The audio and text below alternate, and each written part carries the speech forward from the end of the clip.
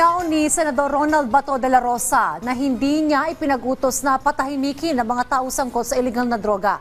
Ayon sa Senador, ipinag-utos lamang niya noon bilang dating PNP chief na linisin ang mga lugar na talamak ang iligal na droga. Si Daniel Manalasta sa report. Sa pagdinig ng House Quad Committee, humarap si Police Lieutenant Colonel Jovi Espinido. Si Espinido ay nakilalang pulis noong Duterte administration dahil sa iba't ibang kontrobersyal na kinasangkutan ng mga operasyon. Pero sa pagharap niya sa mga kongresista, mabibigat ang alegasyon na binitawan niya sa war on drugs ng nakalipas na administrasyon.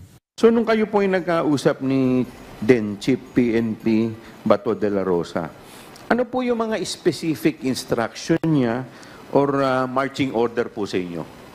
Ang instruction lang na tulungan mo ako, Juby, at saka si President Duterte about this war against illegal drugs. So dapat galingan mo, ikaw ang i-assign ko as Chief of Police ng Albuera.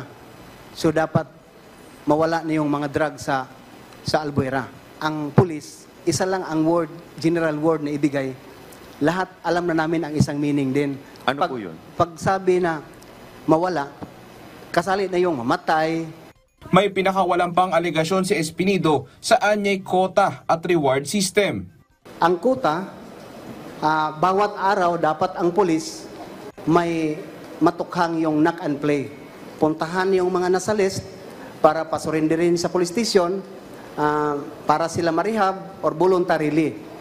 Ang reward naman, it's very obvious for my assignment, Your Honor, Mr. Chair, na lahat ng mga operation through buy-bust operation, search warrant, implementation, may reward system yung mga local official.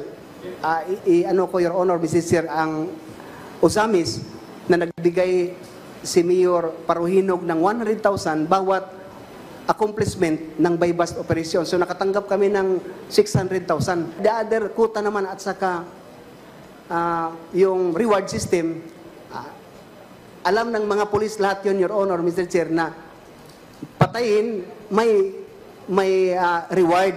Kung mamatay yung nasa watch list, may reward system yun ang ibigay, Your Honor, Mr. Chair, maski may kasalanan yun o wala.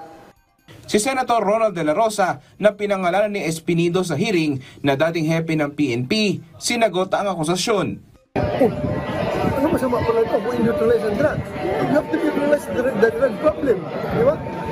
May sinabi ko bang patayin yung tao? Wala man ko sinabi patayin yung tao. Titingnan ko muna yung paano niya sinabi. Paano ko niya sinabi. Gawin mo lahat ng legal na pamaraan para mahinto yung problema sa lugar mo. Di ba? Kaya inasahin dyan para trabahuin mo yung droga.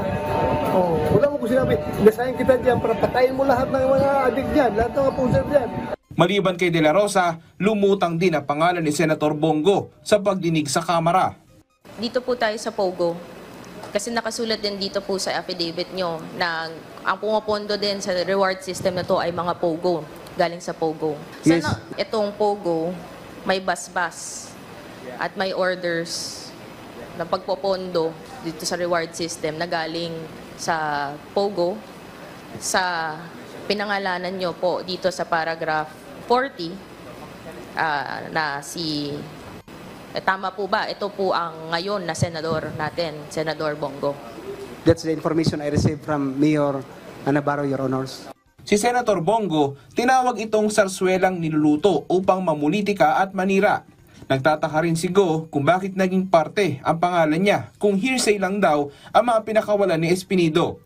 Itinanggi rin ng senador na may kinalaman siya sa anumang pogo at sinasabing reward system ng drug war. Samantala naungkat din sa budget hearing sa Senado ng budget ng DOJ para sa susunod na taon ang usapin sa International Criminal Court kung saan nirereklamo din ang madugong drug war ng dating administrasyon. Pero sabi ni DOJ Secretary Jesus Crispin Remulla, kailangan dumaan sa korte natin kung magkaroon man ng hakbang ang ICC sa pag-i-issue ng warrant.